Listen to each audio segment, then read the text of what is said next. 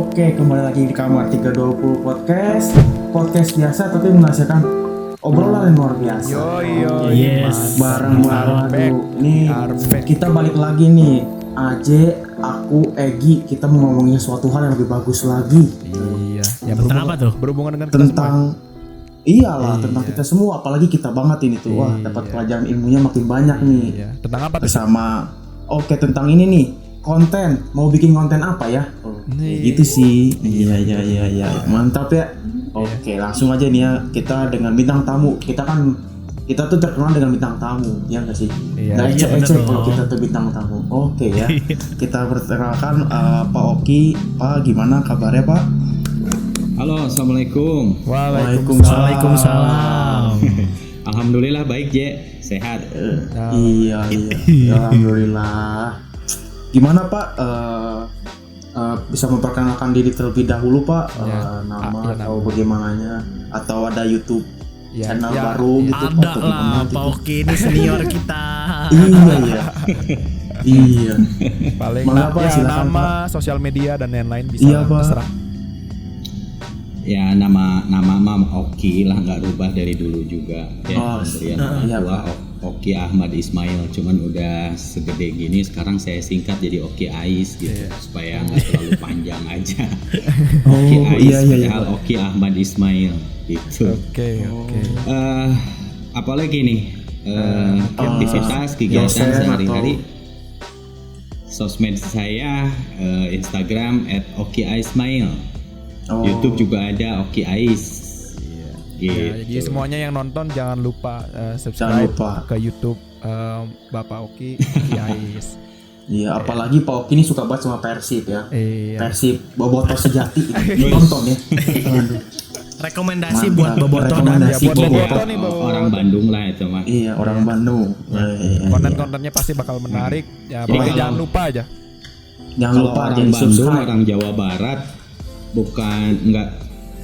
kalau orang Bandung, orang Jawa Barat nggak suka sama Persib malah aneh gitu. Iya Pak. Jadi pendatang gitu, ibaratnya mah. Jadi ibaratnya mah nggak tahu sukanya teh bukan karena suka ini, udah instan aja, udah udah dari dulu aja, nggak tahu tiba-tiba datang sendiri gitu. Nggak tiba-tiba orang ikut-ikutan orang gitu, enggak. Jadi sama, karena memang orang Bandung betul sih. Iya. Betul Pak. Oke. Kita langsung ke headline pertama kita kali ya. Kita mau memperkenalkan tentang YouTube nih di mata konten kreator nih kayak Aje, Egi, Akita, itu tuh baru ya kita Aje ya. Iya dong. Gimana sih menurutmu ngeliat dari YouTube trending YouTube kita? Boleh deh dari Egi dulu nih. Egi ini sunyi senyap gini gitu ya. Sorry ya, buat teman-teman tadi ada trouble dikit lah. Oh iya nggak apa-apa. Jadi menurut Egi sendiri sih YouTube itu, ini nanyain soal YouTube-nya kan ya? Iya, trending YouTube di Indonesia. YouTube itu lebih ke wadah kita untuk berkreasi kan ya? Iya betul. Jadi di mana kita bebas untuk membuat sesuatu hal, tapi ingat harus ada manfaat terlebih dahulu kayak gitu menurut Egi pribadi itu kayak gitu. Jadi kontennya bebas mau apapun itu, tapi ingat bisa diambil oleh penonton, khususnya buat kita lah ya yang bikin, umumnya buat penonton. Perihal itu kontennya apapun itu bebas, terserah. Karena YouTube kan media sosial juga. Iya sih, betul ya. Itu nggak ada ranah buat mengurang-ngurangi apa menambah-nambahin, tapi ya terserah kita lah ya gitu. Ya, benar. Betul. Kalau dari Aje sendiri nih Je, gimana? YouTube, masalah YouTube ya tadi yang Egi sampaikan sebenarnya semuanya udah menurut aku sendiri bener sih. Ya YouTube tuh sebenarnya wadah untuk berkreasi, untuk berkarya, untuk orang-orang yang ingin berkarya gitu, untuk mendapatkan audiens juga gitu. Kalau aku sendiri menurut aku YouTube emang meski pada awalnya itu dibuat untuk orang-orang individu atau yang bersifat non korporasi lah, untuk membuat konten yang kreatif, dan juga inovatif yang orang-orang bisa enjoy lah untuk ditonton gitu. Kalau aku sendiri dan menurut aku sendiri masih sih kayak gitu YouTube. Cuman emang beberapa tahun ini mungkin karena banyak korporasi yang mulai masuk gitu, mulai masuk YouTube tuh jadi kadang-kadang tuh ke apa ya, ke switch gitu sih, kayak jadi lebih YouTube tuh jadi lebih ke apa ya, platform untuk korporasi. Iya sih betul iya, bener kan? betul ya. Jadi kayak media bisnis ya sekarang lah ya. Iya, kurang lebih seperti begitulah. Tapi betul. tapi kalau masalah platform itu sendiri emang dari awal sampai sekarang tuh diniatkan untuk orang-orang yang ingin berkarya, yang inovatif dan bermakna juga lah ya. Ya, paling itu sih itu. Oke siap. Oke, gimana nih yang ditunggu-tunggu nih Pak Faiz nih, gimana nih Pak Oki nih, silakan Pak Oki Faiz. Iya. YouTube Pak, YouTube. Iya. Fenomena YouTube di Indonesia itu nggak akan terlepas dari fenomena YouTube di dunia sebenarnya ya, atau dari jumlah pengguna internet. Karena nggak akan ada YouTube kalau nggak ada internet kan? Iya betul Pak, betul sekali. Nah, saya lihat nih akses data dari Hotsuite ya tahun 2020, kalau pengguna internet di seluruh dunia aja ini mah ya, itu 4,5 miliar orang dari populasi 7,75 orang. Iya. Wow. Jadi ibaratnya, Lebih dari setengah. jadi gini ibaratnya, ini ada orang ngumpul 10 orang nih ya, 10 orang ngumpul gitu di mana aja gitu.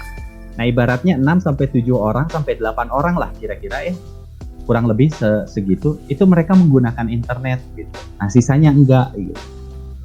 Nah itu populasi di dunia gitu ya, pengguna internet itu hampir seperti itu kira-kira gambarannya gitu, 4,5 miliar orang. Artinya sekitar 60% penduduk dunia lah ya.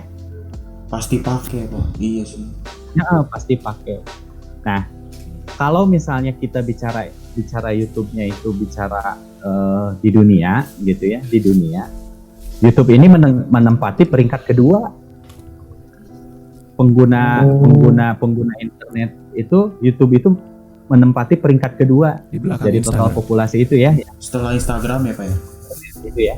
Terutama mereka ini mah dalam konteks sosial media aja ya, Iya betul. Karena orang berinternet itu kan tidak melulu bersosial media gitu. Iya. Tapi penggunaan sosial media ini cukup kencang juga gitu dalam menggunakan internet.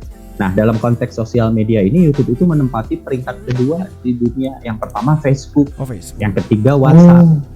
Nah, yang menariknya nih di Indonesia ya, Januari 2020 Hotsuite merilis hasil surveinya, YouTube itu nomor 1 di Indonesia itu. Iya tuh Pak. Iya. Gabut kita juga nonton. Makanya tadi aja bilang ya, kalau misalnya sekarang mah YouTube udah nggak asik lagi gitu ya. Atau kalau kita lihat fenomenanya Andovi yang kemarin trending ya. Oh iya. Ya betul. Tahu kan ya Skin Indonesia itu ya? Mau berhenti YouTube itu. Tahu nggak? Ya, yang mau resign tahun depan tapi kan. Tahun depan. Dia bilang dia mau resign kan karena YouTube udah nggak asik gitu kan ya. Ada konten-konten kan, dulu ada istilah gini, YouTube tidak lebih dari TV gitu. Sekarang artis TV malah masuk YouTube. Nah ya maksudnya gitu.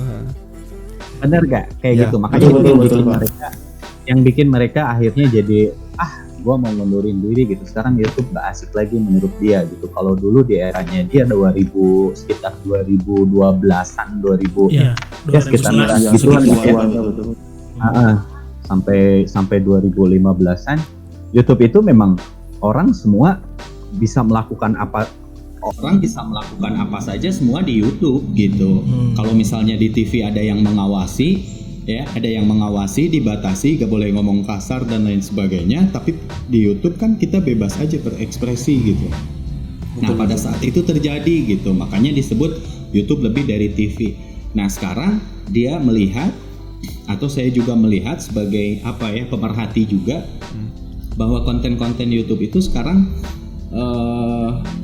banyak settingannya gitu, settingan seperti yang dilakukan di TV. Betul. Benar banget. Seperti yang dilakukan di TV demi kepentingan apa? Demi kepentingan viewers gitu. Siapa lagi gitu? Ya ya kita nggak bisa munafik lah, orang ada YouTube kan pengen ditonton, Kita orang juga ada butuh TV viewers kan gitu ya. pengen ditonton, Ya. butuh viewers, butuh penonton. TV juga sama kayak gitu. Maka si kreator ini sedemikian rupa dia akan menciptakan kreasinya gitu, menciptakan karyanya yang tujuannya untuk apa? Tujuan utamanya jelas, dapetin penonton, pemirsa kalau TV gitu ya. Nah, si penonton dan si pemirsa atau dalam istilah YouTube-nya viewers ini nanti akan diakomodasi, akan dikomodifikasi kalau bahasa teori komunikasinya. Akan dikomodifikasi menjadi sebuah nilai. Nilai itu tentu aja dalam hal ini adalah profit, keuntungan.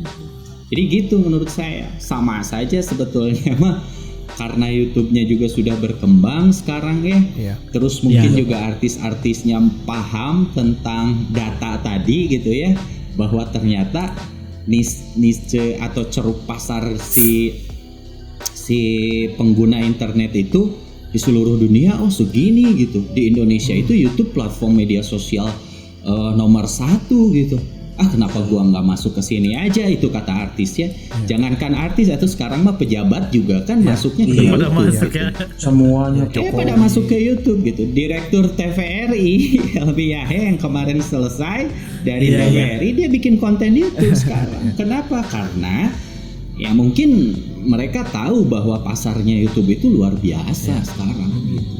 Cuma nih Makanya Pak, TV sekarang ketar-ketir kalau dia nggak bermigrasi ke dunia digital. Oke. Cuman ini Pak, media. pertanyaannya nih Pak, kayak ada ya Skin Indonesia kan bilang dia itu kayak yang merasa udah nggak asik nih YouTube. Tapi itu tuh kayak kesannya ya Pak, dia itu bukan kayak itu tapi kayak menyerah. Menurut Bapak dari situ tuh kayak gimana Pak ya? Ibaratnya kayak ya dalam menanggapinya gitu kan ya. Ini pemirsa atau penonton kalau di TV terkecoh menurut saya ya. Dengan orang membuat konten seperti itu justru akan menarik perhatian pemirsa, maka kita akan melihat itu dari sudut pandang yang mana, mau terbuai dengan omongannya dia gitu, atau kita dengan secara tidak sadar sudah menonton dia yang sudah menjadi viewers dia gitu. Iya. Betul. Betul, masih ya. ingat Reza Arab? Masih. Masih ingat Reza Arab ya? Masih. Dia mundur, dia Yang sekarang kasih kan bikin YouTube-nya lagi kan, YB. bikin heboh. Ternyata sekarang bikin lagi kan. Artinya begini. Ketika orang sudah ada satu pencapaian dan itu sudah tercapai, mungkin akan membuat sesuatu hal yang baru lagi gitu. Karena ketika misalnya ginilah ibaratnya analoginya ya, satu cangkir udah diisi penuh sama air, kita isi penuh pun juga airnya akan keluar terus kan. Artinya kita harus punya cangkir-cangkir yang lain gitu untuk bisa menampung air itu. Analoginya menurut saya kayak gitu. Jadi tergantung sisi kita mau terbuai dengan konten yang dia bikin, atau kita mau berpikir panjang atau berpikir logis lagi bahwa ternyata itu adalah konten yang memang menurut saya mencari pasar juga gitu. Saya nggak tahu nanti kedepannya dia akan melakukan Soalnya apa. Egi juga Pak, tadi sore ya lihat lagi kan YouTube nih, beranda YouTube nih, Skinny itu ada lagi di beranda. Nah mungkin dengan adanya kemarin kan bikin video yang heboh gitu ya mungkin. Jadi naik Terus ke karena trending. kita nggak distract untuk search lagi lah konten-konten Skinny gitu kan. Nah mungkin si YouTube-nya itu bisa ngembaliin lagi Skinny ke beranda lagi. Tadi lagi sore ini kok banyak video-video Skinny katanya di beranda kayak gitu sih. Iya. Ini bagian daripada bisnis konten sebenarnya ya. Kalau di TV sih bisnis bisnis program ya. Orang akan membuat sebuah sensasi, maka orang itu akan menjadi sesuatu yang bisa kita ganti dengan sebuah komodifikasi ya, yang saya bilang tadi ya.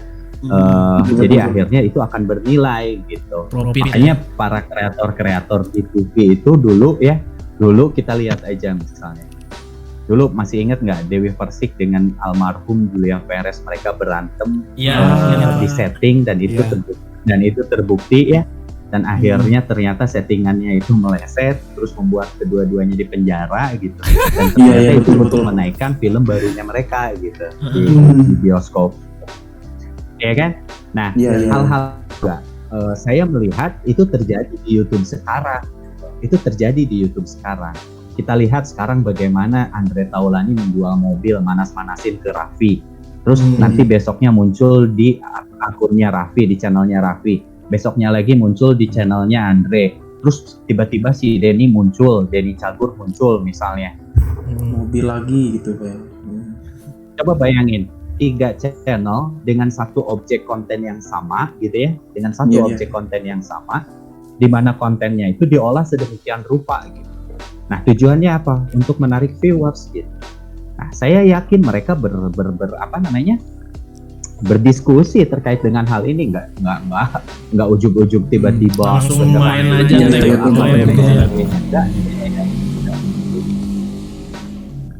ya. Makanya Skinny Indonesia bilang bahwa YouTube itu sekarang tidak lebih dari TV atau mungkin hampir sama dengan TV, mungkin karena model-model kontennya mengadopsi model-model yang dilakukan oleh artis-artis dengan platform TV gitu. Nah, sekarang dibawa ke YouTube gitu. Kalau YouTube kan konten-kontennya dulu boleh kita bilang lah pionir-pionirnya siapa? Chandra Leo. Siapa lagi tuh yang Chandra Leo, Agung Hapsah. Mereka membuat konten dengan ciri khas. Iya, mereka membuat konten dengan ciri khas YouTube-nya kan? Iya betul. Jelas berbeda dengan TV. Nah, sekarang yang disebut sama Skinny Indonesia itu, saya melihatnya bahwa si konten itu yang sekarang masuk ke YouTube itu adalah konten-konten yang nggak beda jauh dengan di TV. Jadi modelnya, cara buat karyanya seperti itu gitu. Ya contohnya tadi mobil ini dijual, wah harganya berapa, udah gua beli aja 1 miliar bla bla bla dan lain sebagainya. Nah, satu channel yang berbeda dengan satu objek konten yang sama, sehingga mereka membuat sebuah engagement, keterkaitan gitu. Tujuannya apa? Itu keuntungan lagi pasar. Iya. Nih Pak. Membuat resah para youtuber. Membuat resah para youtuber ya. Kan apalagi youtuber kecil gitu ya. YouTuber, apalagi kita lagi ya baru juga masuk gitu ya. Aduh. Ganggu banget nah, gitu ya. Nah, disinilah pentingnya konten creator itu membuat edukasi ke masyarakat. Jadi tidak hanya membuat sebuah konten saja gitu yang kita lihat. Misalnya, ya sekarang misalnya gini deh, Kamar 320 mau buat konten gitu. Dari pangsa pasar 4,5 miliar penduduk dunia, nggak mungkin semuanya kita ambil, benar gak? Benar. Di Indonesia nomor 1 ya, di Indonesia nomor 1 nggak mungkin dong semuanya kita ambil, ya kan? Iya. Benar gak? Ya. Di Indonesia itu 174 juta orang pengguna internet loh, dari 267 juta penduduk Indonesia. Berarti setengahnya ya? Setengahnya iya kan? Ya. Setengahnya. Dan orang Indonesia itu, ini masih menurut Hotsuite, dan orang Indonesia itu menggunakan internet itu kebanyakan mereka untuk bermedia sosial, bukan untuk yang lain-lain. Jadi kalau misalnya AJ, Egi, apa dan lain sebagainya menggunakan internet untuk belajar, pasti linknya dari media sosial. Atau mau cari informasi, mau cari berita, pasti linknya dari media sosial. Ya kan? Kenapa? Karena orang Indonesia mah nggak mau ribet mungkin ya. Cari aja di media sosial ini, tinggal klik kok kita, atau ada berita apa di kita klik aja gitu. Dan karakter penonton di Indonesia untuk nonton YouTube itu punya 2 karakter. Satu, orang Indonesia itu ketika dia nonton YouTube dia nggak tahu mau nonton apa. Iya Pak, betul. Nggak tahu dia mau nonton apa. Buka aja dulu begitu. Bener nggak? Iya, buka aja dulu. Bukan mulai aja dulu, tapi buka aja dulu. Iya, buka aja dulu.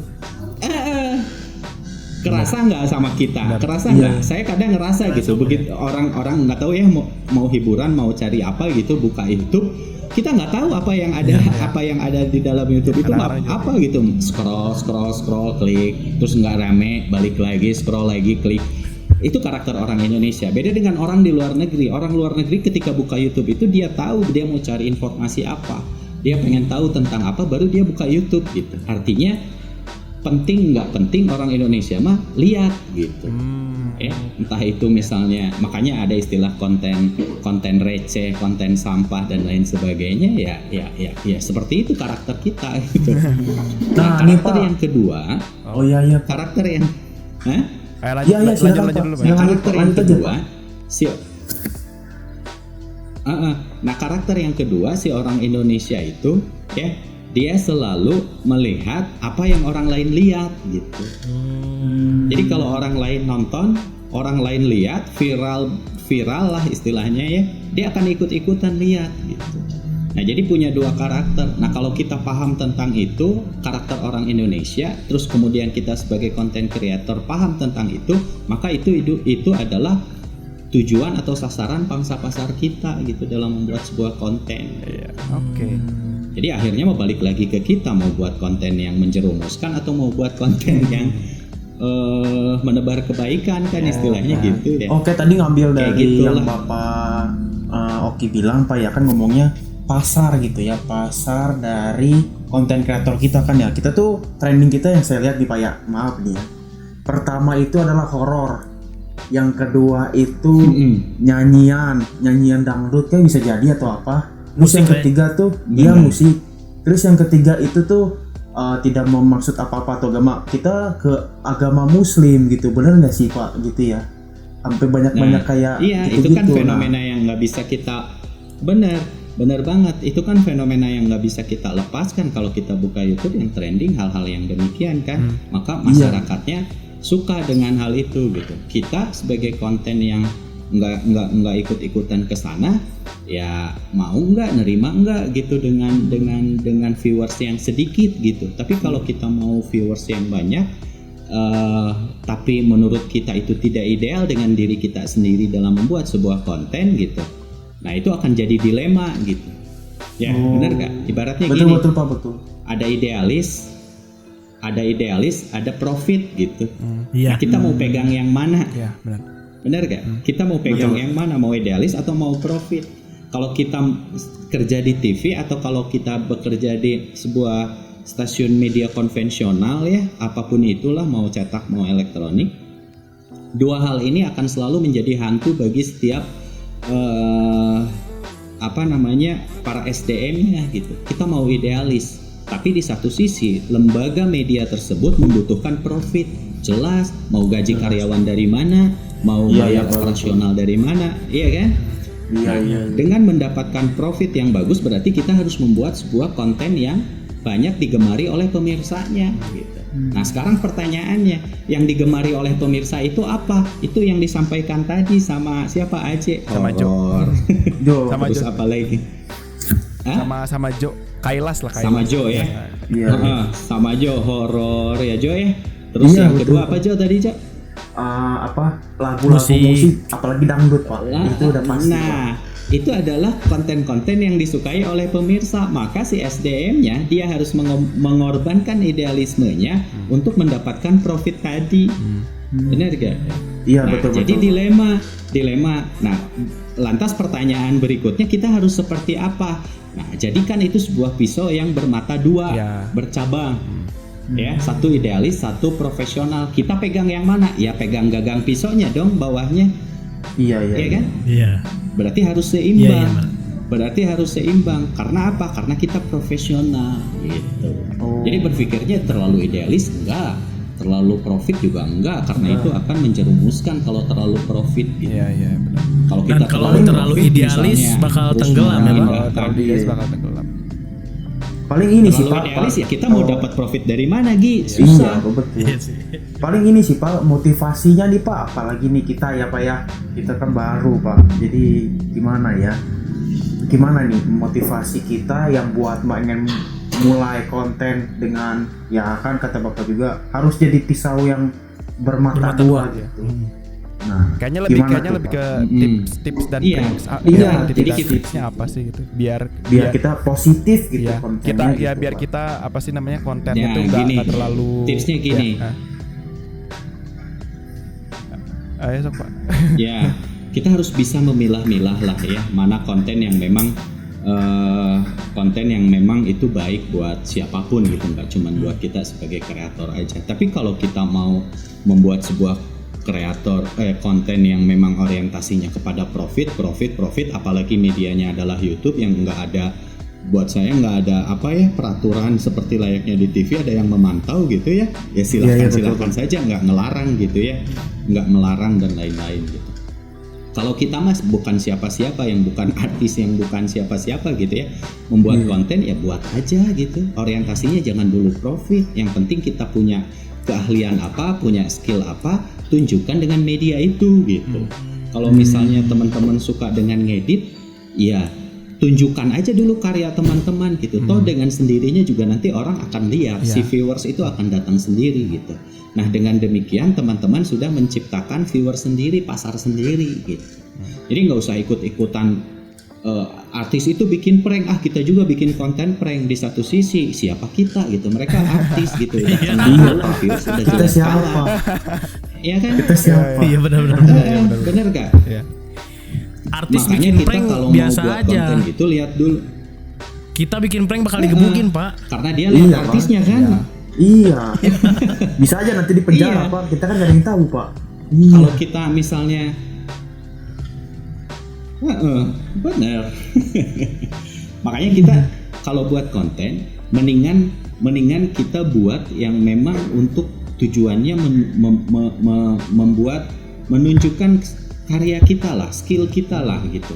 Ya, jadi teman-teman harus bisa memposisikan sebagai apa dulu nih gitu. Dicitrakan sama si penonton itu kita tuh mau sebagai apa gitu. Ya, Iya. kayak misalnya gini. Dan atau siapapun lah ya teman-teman di sini jago ngeditnya gitu ya, jago ngeditnya. Kamu buat aja tentang ngedit gitu ya, mau di Photoshop, mau di Adobe Premiere, mau di After Effects apapun. Terus kasih tips-tipsnya misalnya, jadikan itu konten gitu. Dengan teman-teman rutin melakukan itu, maka teman-teman akan dianggap oleh si viewersnya itu expert di bidangnya gitu. Nah teman-teman nggak cuma dapat si Google AdSense aja, tapi teman-teman kan bisa diundang mungkin jadi pembicara di tempat lain. Itu kan keunggulannya dari media-media sosial saat ini sebenarnya yang bisa dimanfaatin. Jadi kalau kita berpikirnya pendek untuk berkreasi dengan platform media sosial terutama YouTube, maka kita akan berfokus pada apa yang jadi trending gitu. Nah, sebenarnya jangan kesana arahnya gitu, apalagi artis-artis sekarang udah masuk YouTube gitu. Iya, Pak. Ya, Udah tadi saya hancur bilang aja siapa kita gitu sahab. Iya, benar. Iya, betul, Pak. Paling ini sih, Pak. Makanya mendingan target kenapa audiensnya karena tuh perlu nggak sih, Pak? harus menciptakan pasar sendiri lah gitu. Iya. Gimana Jo tadi Jo? Benar, Target perlu dong. audiens itu perlu. Perlu Oh, dong. perlu. Ibaratnya gini, kita bikin produk, kita perlu dong. Sama seperti kita buat program di TV ya. Kalau misalnya program di TV itu kan untuk anak-anak, dewasa, keluarga dan lain-lain. Nah itu kan target audiens kita gitu. Jam tayang di TV pun juga disesuaikan dengan kesediaan anak-anak, keluarga dan orang tua itu menonton televisi. YouTube juga sama. Kita harus membuat konten yang memang pasarnya untuk siapa gitu. Untuk anak-anak ya kita buat untuk anak-anak, untuk remaja ya kita buat untuk remaja gitu. Untuk misalnya eksekutif muda ya kita buat untuk eksekutif muda gitu.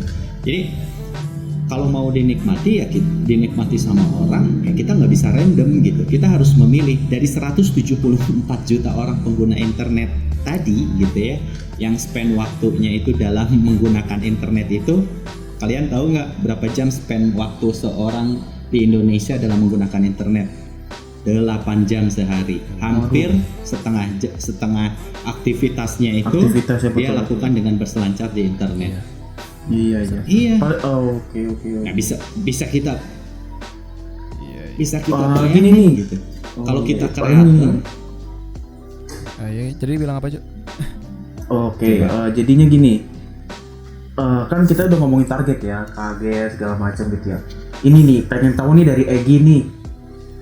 Penting nggak sih Gi clickbait itu dalam judul di headline Kalau YouTube? nah nah, sebenarnya gini loh, kalau Iya, Egi iya, pribadi clickbait itu ada baiknya, ada enggaknya. Mungkin clickbait itu adalah salah satu cara gimana agar orang-orang mau masuk ke konten kita kan. Iya betul. Nah kayak gitu. Nah. Tapi menurut Egi sih ya. penting tapi ada kalanya clickbait ini tuh apa ya? Tidak sesuai banget sama kontennya gitu. Kayak gitu. Jadi ada dua sisi yang ada pro dan kontranya tentang clickbait ini menurut Egi gitu. Kalau dari AJ nih, Oke. AJ sendiri nih. Kalau aku sendiri pendapatnya sebenarnya mirip sama Egi tapi agak sedikit berbeda sih. Menurut aku sendiri kan clickbait itu berarti berhubungan dengan thumbnail ya. Menurut Iya, aku, betul. Membuat thumbnail yang menarik Benar.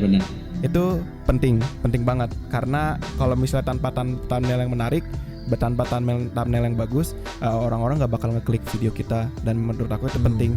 Tapi membikin thumbnailnya juga harus sesuai dengan konten yang bakal kita berikan. Kalau misalnya thumbnailnya tidak sesuai atau bisa dijadiin clickbait, nah baru itu udah teritori yang berbahaya tuh. Kalau menurut aku sendiri clickbait itu lebih ke kayak apa ya? Kalau misalnya suatu thumbnail yang terlihat bagus tapi ternyata kontennya jelek, itu sih menurut aku clickbait itu. Dan kalau misalnya clickbait itu seperti begitu, berarti itu jelek. Tapi kalau misalnya secara keseluruhan thumbnailnya bagus dan juga sesuai kontennya, nah itu baru yang penting dan yang bagus gitu sih. Oke. Kalau nih dari Pak Oki nih Pak, nih Bapak udah Persib apalagi tuh. Thumbnailnya menarik Bapak tuh kalau dilihat di YouTube-nya thumbnailnya menarik. Mobil pernah Pak, wah saya juga agak rame lumayan set jadi tahu Pak, mobil saya tuh di marahin istri. Iya Pak. Aduh Pak, kocak Pak itu Pak. Gimana tuh Pak menurut Bapak Pak? Clickbait itu Pak. Gini, clickbait saya sepakat dengan yang teman-teman sampaikan gitu ya, dengan Egi sampaikan, dengan Joe AJ sampaikan tadi apa itu clickbait. Saya sepakat gitu. Cuman buat saya ada yang namanya clickbait. Selama clickbait itu tidak keluar dari kontennya, itu sah-sah saja. Yang disebut dengan clickbait itu kan membuat semenarik mungkin gitu ya, semenarik mungkin. Betul. Yang berkaitan dengan judul atau thumbnail kalau di YouTube seperti yang AJ bilang tadi, itu benar sekali gitu. Asal selama si kontennya itu masih ada keterkaitan dengan judul dan juga thumbnailnya. Jangan sampai misalnya judulnya kemana, thumbnailnya kemana, kontennya beda. Itu namanya bukan clickbait, itu namanya misleading. Iya benar. Jadi ada clickbait, ada misleading. Nah kalau yang disebut dengan misleading, wah itu mah udah ngaco kalau menurut saya gitu. Kalau clickbait itu kan bagian dari strategi sebenarnya, bagian daripada strategi kita untuk bagaimana seperti Egi bilang tadi bahwa konten kita itu ditonton. Kan kita juga nggak mau capek-capek buat karya terus nggak ada yang nonton gitu kan ya. Iya. Ya clickbait itu salah satu strategi sebenarnya untuk bisa ini. Nah fenomena clickbait di sini yang terjadi mungkin adalah fenomena yang judul dan thumbnailnya itu ternyata tidak sesuai dengan kontennya. Nah itu yang disebut dengan misleading sebenarnya. Itu yang tidak, yang sekarang yang fenomenanya jadi apa sih kita nonton apa berasa ditipu gitu ya. Nah itu akan berimbas ke konten kita sih. Oke, nggak kerasa ini udah panjang kita berbicara ya teman-teman ya. Aduh. Soal YouTube aja nih udah panjang kan ya. Panjang. Apalagi ngomongin yang lain gitu ya. Yang lain yang lebih dalam lagi soal YouTube. Lebih dalam lagi ya. Iya tuh paling kita belum media sosial yang lainnya kan? Iya Pak, belum IG apalagi tuh IG. Twitter ya. Twitter, Facebook apalagi tuh. Iya. Facebook orang tua. Kayak itunya audiens. Iya. Oke, kita makasih banyak nih Pak Bapak mau meluangkan waktu. Jadi untuk poinnya intinya mah gini sih, setiap orang sekarang di era sekarang ini. Ya Pak, halo. Jadi intinya mah di era sekarang, di era digital sekarang ini ya, creator itu siapa sih? Content creator itu siapa sih gitu ya? Setiap orang yang memiliki akun Instagram, Facebook atau media sosial lainnya, ketika dia membuat sebuah memposting foto aja, lalu pada saat dia mengklik post atau memposting, maka saat detik itu juga dia disebut sebagai creator. Oke. Berarti semua di IG itu Pak, di YouTube yang buat itu berarti kita adalah content creator berarti Pak. Bener. Ya, kita buat foto, sok klik, Misalnya kita sekarang fenomenanya gini lah, mau makan aja orang mau berdoa sekarang mah harus difoto dulu gitu ya. Iya, betul, Nah, dia betul. foto terus dia posting, berarti dia meng-create dong, iya kan? Menciptakan karya visual terus dia post gitu. Nah di era sekarang mah dengan dengan dia mengklik, dengan dia mengpost, pada saat detik itu juga sebenarnya dia sudah menjadi konten kreator. Hanya disadari atau tidak hal itu akan menjadi sebuah komodifikasi atau tidak, itu bergantung kepada orangnya gitu. Sengaja saya mau diciptakan meng-create sesuatu ini biar benar-benar indah, diperhatikan feeds-nya, diperhatikan cut-to-cut-nya misalnya kalau di YouTube ya. Nah berarti dia sudah sadar bahwa dia adalah content creator gitu. Berarti kurang ajar juga ya orang-orang ya kalau bikin YouTube terus lagi ke tempat meninggal orang gitu ya, memperlihat orang itu jadi kuburan, jadinya jadi apa, target itu kita aneh jadinya ya konten kreator. Paling cuman mau apa sih ya, mau ngingetin juga kayak sebagai kalau misalnya kalian mau bikin konten juga jangan lupa jangan hanya untuk ketenaran atau jangan hanya untuk ingin dapat views, tapi juga yang namanya konten alangkah baiknya dibuat secara bermakna dan juga berguna bagi orang lain juga gitu loh. Emang nggak apa-apa sih kalau misalnya kontennya tuh kayak ada unsur-unsur clickbaitnya atau ada unsur-unsur kayak yang trending, cuman jangan lupa juga sisi idealis kita, jangan lupa juga kayak kita harus bikin kontennya tuh sebagus dan sebermakna mungkin dan juga yang bermutu lah. Jangan cuman bikin konten gara-gara cuman pengen dapat views, itu nggak baik. Ikut aja gitu ya, benar-benar. Kalau Terus Egi tambahan boleh gimana, nggak? Egi? Boleh Egi, boleh. Nah, buat Egi sih mungkin buat teman-teman yang nonton, ayolah kita bareng-bareng, gak usah, maksudnya kita berkarya aja yang benar yang kata Pak kita di Untung sekarang ini kita lebih ke fokus untuk karya bukan profit gitu. Jadi ya apalagi di tengah pandemi gini kan ya. Boleh Udah aja dengan senang bareng-bareng hati. bikin konten, kita ramein lagi YouTube-nya. Iya, YouTube. Jadi jangan pesimis, kita kan kecil nih bakal jarang ada yang nonton. Pasti kok sebagaimanapun konten kalian, asalkan ada manfaat walaupun satu kalimat, pastilah ada apresiasi dari orang-orang Bener dekat, banget, kayak gitu. bener banget. Setuju. Kita aja lagi coba ini, subscriber kita lumayan ya. Oke, makasih ya udah subscriber ya. YouTube. Iya. Oke, YouTube, makasih banyak nih Pak Oki mau meluangkan waktu nih. Oke. Mantap nih.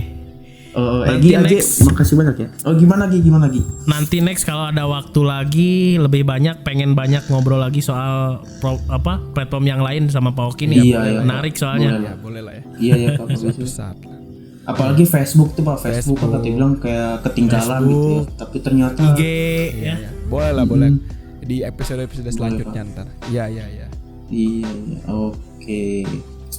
Oke deh, cukup deh kita sampai di sini aja. Jangan lupa like, komen, dan subscribe Kamar 320 Podcast dan follow di Spotify Kamar 320 Podcast. Oke. Siap. Makasih ya udah Dan subscriber channelnya ya. Pak Oki Ais, iya. ingat ya, Oh channelnya iya, Pak channelnya Pak Sama. Oki Ais apa Pak? Ya, tadi Oki Ais ya.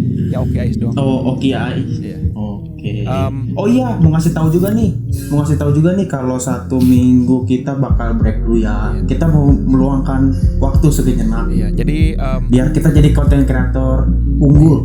jadi biar apa sih namanya, ngikutin apa yang Kak Jo katain, kita setiap 5 episode bakalan ada break 1 minggu. Tidak ada upload sama sekali. Jadi tapi minggu setelah itu kita bakal upload lagi dan juga bakal upload setiap minggu lagi. Tapi ya itu setiap 5 episode kita bakal break. Intinya 5 episode. Ya 5 episode, Iya, 5 lima episode, episode, biar 5 kasih episode. jarak lah, Iya. jarak untuk berpikir lah, Iya. jarak untuk berpikir. Nah, itu dia. Iya. Ya, oke. Makasih ya semua. Dadah.